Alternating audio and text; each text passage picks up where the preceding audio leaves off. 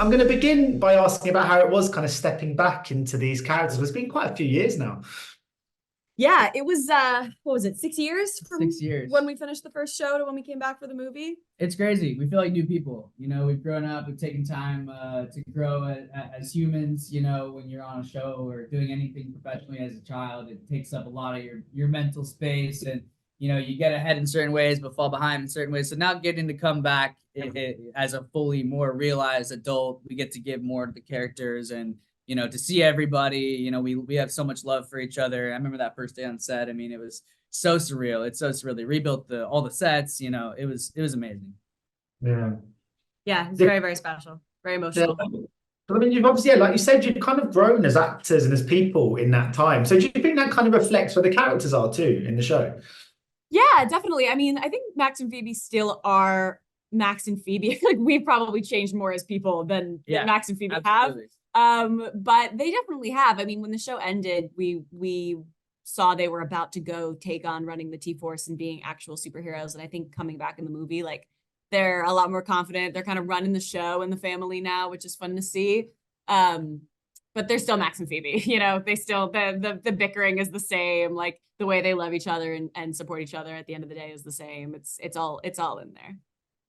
And how was it then catching up with all the other members of the cast? I mean, did you in the interim, was there like a WhatsApp group or something that kept everyone kind of connected? Not really. Some of us saw each other individually. Like, I know Jack might have seen Diego and I saw Rosa, but like we were never all together once. And there were like a couple of different group chats, but none of them really survived. Yeah, Addison's off in New York. And, Diego moved back to Portland for a while. And yeah, we're all doing our own things. Like it felt like it was the end to a chapter. And while we all love each other, it's just so hard to all get together. And so that first day on set was the first time we were all together, and it was just really, really cool. I mean, I know that the show means a lot to all of us, and we feel super lucky to have not only gotten to do it for 100+ episodes, but now coming back with a new story. We wanted to be very careful about how we did it, because we were really proud of what we did, and we didn't want to take anything away from that.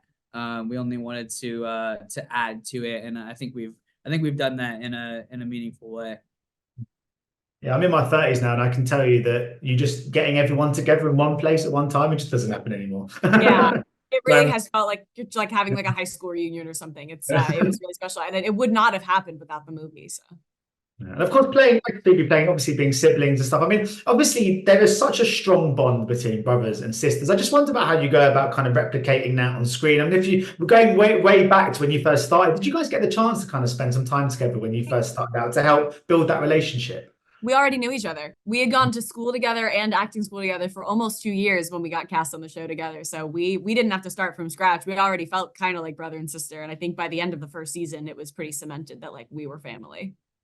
Yeah, and I remember from the very first chemistry read with Kira, and I also read with Chris, who plays our dad on the show. And I just felt so comfortable. I had been in those sort of predicaments before. It's always hard. You're chemistry reading with someone that's your family. You're supposed to be your family, but you don't really know them, and you're trying to get a gauge for them. But I just knew Kira so well already. We had worked together in acting class. I knew how she worked, and I knew her. And so right from the get, I feel like I had a little bit of a leg up on the competition, and I just kind of leaned into being that older, kind of picking on her type brother, but really having a lot of I cared for her as a friend, and so I think that also shined through. I mean, his mom had like driven us to auditions before. My dad had coached him for auditions before. Like, we even knew each other's parents, so like we already really felt like siblings. Yeah. I mean, obviously, the show just has such a duty to like entertain, and it's obviously for young audiences as well, and it does just that. And just for when you're making something that is just fun, and that's the kind of primary objective, does that extend to the experience kind of creating it? Yeah, I almost feel like it's harder sometimes because there's so much energy that has to go into a show to make it so bright and bouncy and full and funny for 22 minutes. It's really high energy and high pace.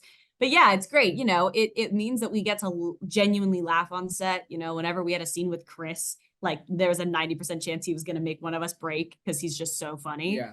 I much prefer making fun, silly comedy content like this because it's just a nice time on set. Everyone's just in a good mood, well, for the most part, except for like an hour before lunchtime when everyone gets crazy. But for the most part, everyone's happy. Yeah, it's just not that serious, like we're here to entertain and make people laugh and tell a story, and it doesn't really get much better than that. It feels super lucky to have done this for so long and now get to come back.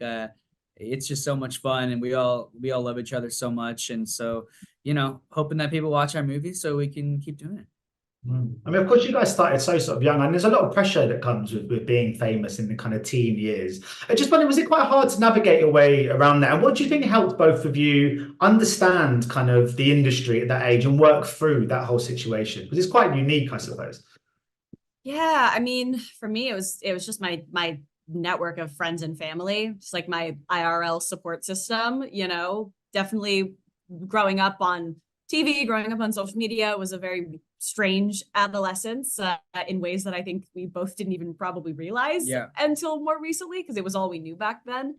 But my parents are great, my friends are wonderful, and having real life hobbies and friends outside of the industry to kind of stay grounded is always really good.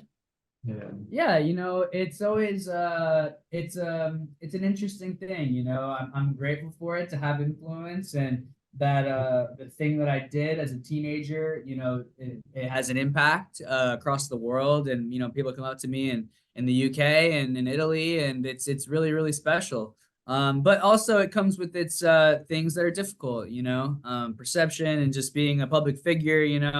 I want to be a role model for kids. That's been always kind of a thing for me, that I don't want them to see me in a bad light, but I'm also human. So it's a really big role to fill, and I'm grateful for it, and I think we're both just trying to do our best with everything.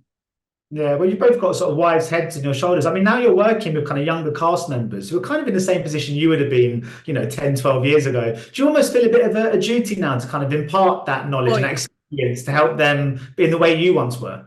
For sure. I feel very protective of them, for sure. Yeah, for sure. Of Addie, Diego, and Maya. Maya's like, she's 2 years away from being how old I was when I started the show.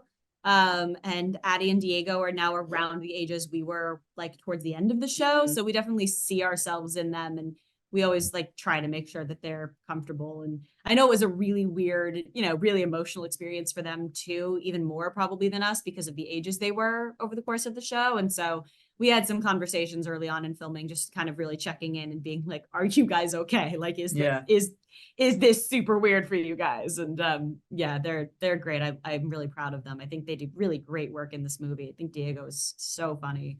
I think Addison shines, and Maya is such a like tiny little superstar. So yeah, we're protective of everybody. I mean, Kira and I are really, real life partners throughout this, and we're protective of the cast, and we want everyone to have a good time, and getting to come back as executive producers too, like we felt a responsibility that everyone is being taken care of, everyone's respected, and I can't do this without her, and she has been my partner throughout these 10 years, and we have just something really, really cool, and getting to sort of captain the ship, if you will, has been an honor, and it's just really, really special, and I think that people are gonna like it, and I hope so. I hope.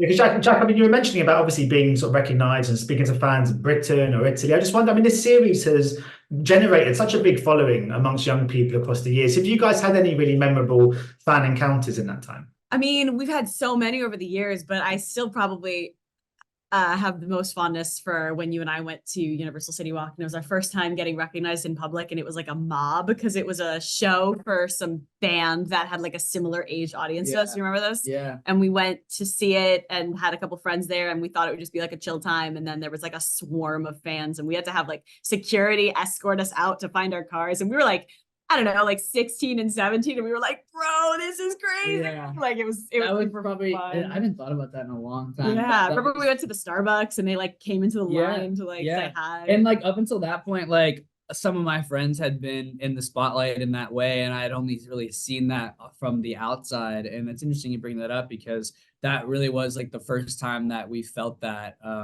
that impact. Yeah. And it was like your whole life kind of leads up to this thing, then you're working on these skills to perform, and then you do it, and then it's out in the world, and all of a sudden like people know you, and it started this whole, Or like a version of you, which is a whole weird thing. yeah, it started this whole journey, and here we are, as in our later 20s, and Really in my mid 20s. Yeah, mid 20s. I'm still mid 20s, maybe another year. I think once you hit past 27, it's like you're late 20s. I don't want to talk But about yeah, it. it's very special, and we're just really excited. It's weird that we got the call two years ago or something like that, and there was a long journey getting to set and shooting, and a year of post-production, and all this marketing stuff that we've kind of become privy to this week, and being in New York and seeing all the heads put together to kind of create this thing, and we're just somehow at the center of it. I mean, it's just wild to me. So it's very exciting. It's going to be coming out tomorrow. It's crazy. Cool. Well, thanks for speaking to me today, guys. It's been a real pleasure chatting to you both, and good luck with the release of this film tomorrow. Thank you so Absolutely. much. Great meeting you. Thanks. Okay. Thank you. Cheers. Ladies and gentlemen, you're watching Hey You Guys! Hey, you guys! Hey, you guys. Hey, that's what they all say. Hey, you guys. Hey, you guys!